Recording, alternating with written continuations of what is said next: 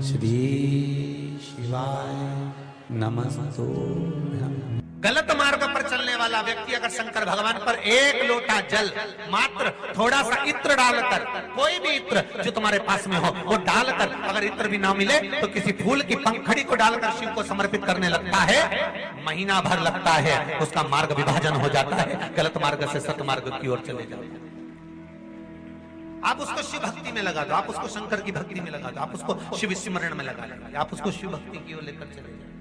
जितने प्रयोग बताए जाते हैं, जितने यहाँ से उपाय बताए जाते हैं, ये उपाय, ये प्रयोग, ये सारे जो प्रयोग हैं, उपाय हैं, ये ध्यान देना, ये दूसरों से कराने के नहीं, अपन को खुद को करना पड़ते हैं। जो गलत मार्ग पर चल रहा है तो वो खुद करे। कई माताएं पूछती है, गुरुजी महाराज छोरा तो कहीं नहीं करेगा, तो मैं कर लूं कहीं। तुम ऐसी बात लेके आते हो तो थोड़ा मन में आए कि अब छोरा तो शादी भी नहीं करेगा, मैं कर लूं कहीं। कहना चाहेंगे आप लोग अगर इस बारे में क्लियर होंगे, जब बहुत शरीर में ताप पड़ रहा हो, बहुत बुखार आ रहा हो, डॉक्टर अपना काम करे, वो डॉक्टर का काम है। दवाई देना डॉक्टर का काम है, वो दवाई भी देगा, औषधि भी देगा, डॉक्टर को भी दिखागा। पर डॉक्टर को दिखाते दिखाते साथ में जब शरीर में बहुत तेज बुखार आ रहा हो, ताप पड़ रहा हो, तो कोई वस्त्र गीला कर जब उसके सिर पर लगाया जाता है तो श्री शिवाय नमस्तुभ्यं इस मंत्र का जाप करते रहे, औषधि का कार्य करेगा। दुनिया के लोगों को यह नहीं मालूम था कि जिस बेलपत्री को हम भगवान शंकर पर समर्पित कर रहे हैं, ये बेलपत्री भी एक औषधि है। हम तो चढ़ाकर आ जाते थे और पंडित जी उसको उठाकर, या जो वहां के ट्रस्टी होते थे, सेवक होते थे, उसको उठाकर पानी में विसर्जन कर देते थे। पर शिव महापुराण के माध्यम से आज आपको ये ज्ञात तो हो गया कि बेलपत्री में, एक बेलपत्र में वो औषधि होती है कि वो ब्लड प्रेशर, शुगर, गठिया, थायराइड, इन सबको लेवल में लेकर आ जाती है अगर शिव जी पे चढ़े हुए खाली है। आपको बीच में कहा कि रुद्राक्ष का जल पीना चाहिए। अगर कैंसर जैसी बीमारी है, ब्लड प्रेशर जैसी बीमारी है, या आपका डायलिसिस चल रहा है, या आपका लीवर किडनी गड़बड़ हो गया है, तो जो रुद्राक्ष आपको कवरेश्वर धाम से मिला हो, अभी तो फिर बंद है, पर मिला हो और हो तो उसका जल ताम्र पात्र में उस रुद्राक्ष को डालकर पानी सुबह सुबह उसका 2 चम्मच 3 चम्मच दिन भर में 2-2 चम्मच पीना प्रारंभ करिए। आपको जीवन में सुख का अनुभव होगा, आनंद। शिव शंकर जपूं तेरी माला, भोले बाबा जपूं तेरी माला, भोला सब दुख पर जल चढ़ाने का जो भाव वर्णित किया जाता है कि हम शंकर को मंदिर में जाकर जल चढ़ाते हैं तो खड़े खड़े चढ़ाएं कि बैठकर चढ़ाएं। बहुत ध्यान देना साहब।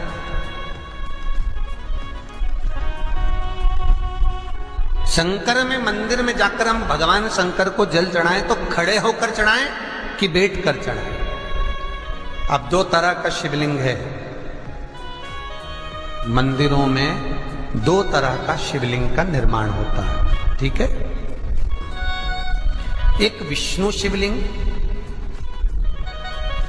एक शक्ति पार्वती शिवलिंग। बहुत ध्यान से सुनना।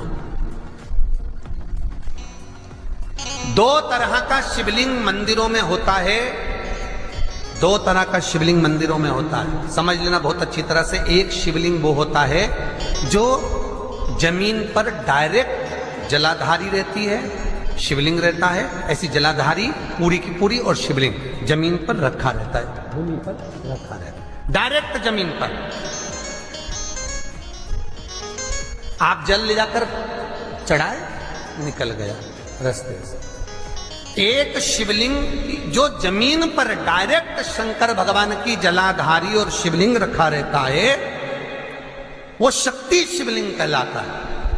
माता पार्वती का हस्त कमल उस शिवलिंग के सम्मुख में, और दूसरा शिवलिंग एक डमरू जैसा होता है। अब वो हम उसको कैसे वर्णन एक डमरू शिवलिंग होता है, ऐसा उसका स्टैंड होता है, ऐसा स्टैंड होता है, नीचे शिवलिंग रखने की जगह होती, फिर ऐसा होता है, फिर उसके ऊपर इस तरह शिवलिंग रखा होता है। देख दर्शन करें आप लोगों ने। अब फिर इसके ऊपर शंकर भगवान का शिवलिंग रखा होता है, ठीक है, इस तरह का जो शिवलिंग होता है। एक डायरेक्ट नीचे रखा हुआ शिवलिंग और एक भगवान जो नीचे डमरू जैसी आकृति होती है, इस पे जो डमरू जैसा जो भाग बना होता है, ये भगवान विष्णु का हस्तकमल है और ऊपर का जो भाग है वो भगवान ब्रह्मा का हस्तकमल है। इसको विष्णु शिवलिंग कहते हैं।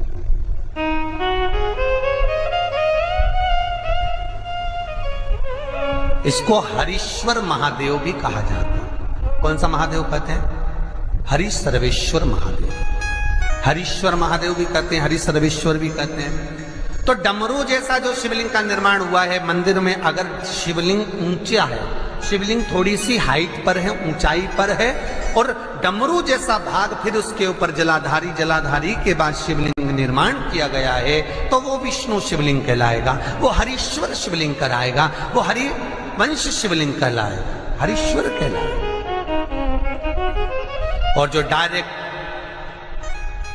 सीधे जो रखा हुआ है, 12 ज्योतिर्लिंग के अगर आप दर्शन करेंगे तो कहीं पर भी आपको विष्णु शिवलिंग नहीं मिलेगा, केवल एक नागेश्वर को छोड़कर। कहां पर छोड़कर? जम के बोलिए, केवल एक नागेश्वर। नागेश्वर को छोड़कर बाकी के जितने 12 ज्योतिर्लिंग में शिवलिंग के दर्शन करोगे सब शक्ति शिवलिंग मिलेंगे, सब जमीन पर।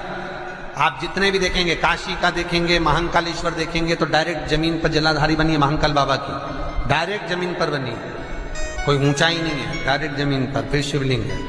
ओमकारेश्वर देख लीजिए, ममलेश्वर देख लीजिए, आप चाहें तो विश्वनाथ देख लीजिए, डायरेक्ट जमीन पर। सोमनाथ देख लीजिए, डायरेक्ट जमीन पर। केदारेश्वर देख लीजिए, डायरेक्ट जमीन पर। भीमाशंकर, वैद्यनाथ, डायरेक्ट। आप वेदनाथ जी के लाइव प्रसारण कभी चालू कर देखना, डायरेक्ट जमीन पर, डायरेक्ट। तो जितने भी शिवलिंग हैं सारे के सारे शक्ति शिवलिंग हैं। जो डमरू के भाग पर रखा हुआ है वो हरीश्वर शिवलिंग, विष्णु के हस्तकमल पर जो रखा है, तो शास्त्र कहता है आप शक्ति शिवलिंग का जब जब अभिषेक करें, बहुत ध्यान रखना अपनी जिंदगी में इस प्रसंग को, जो शक्ति शिवलिंग हो उस पर जब भी जल चढ़ाना तो बैठकर चढ़ाना, बैठकर चढ़ाना। शक्ति शिवलिंग पर जब भी जल चढ़े, भले शिवलिंग कितना भी ऊंचा हो, कितना भी ऊंचा हो, तो संगी से चढ़ा दो, पर जल बैठकर चढ़ाइए। भले शिवलिंग ऊपर है, पूरा तरह से हाथ नहीं पहुंचा, जैसे सोमनाथ जी में अब शिवलिंग कितना बड़ा है, महाकालेश्वर का शिवलिंग कितना बड़ा है, तो उसको तो बैठकर स्नान नहीं करा सकते। भले शिवलिंग कितना भी ऊंचा हो, पर अगर भूमि टच है, शिवलिंग अगर भूमि टच है, शक्ति शिवलिंग है, तो भले आधा शिवलिंग नहाए, आधे पर पानी जाए, पर बैठकर ही स्नान कराया जाता है।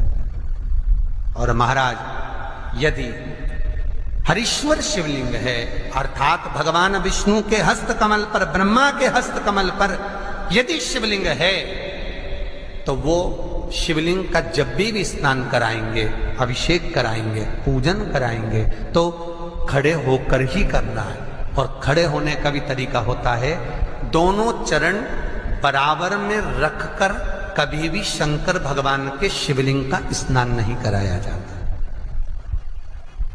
महाराज, दोनों चरण बराबर रखकर, अगर हरीश्वर शिवलिंग है, किसी मंदिर में शंकर को जल चढ़ाने के लिए आप गए हो और शंकर को जल चढ़ा रहे हो, तो हरीश्वर अगर शिवलिंग है तो दोनों पांव बराबर रखकर नहीं, एक सीधा चरण थोड़ा सा आगे रखिए और उल्टा चरण थोड़ा सा पीछे रखकर भगवान शंकर का जलाभिषेक करने पर लक्ष्मी जैसे अपने चरण रहते हैं, भगवान शंकर उसी तरह से लक्ष्मी को दौड़ाते हुए अपने घर में प्रवेश करा। लक्ष्मी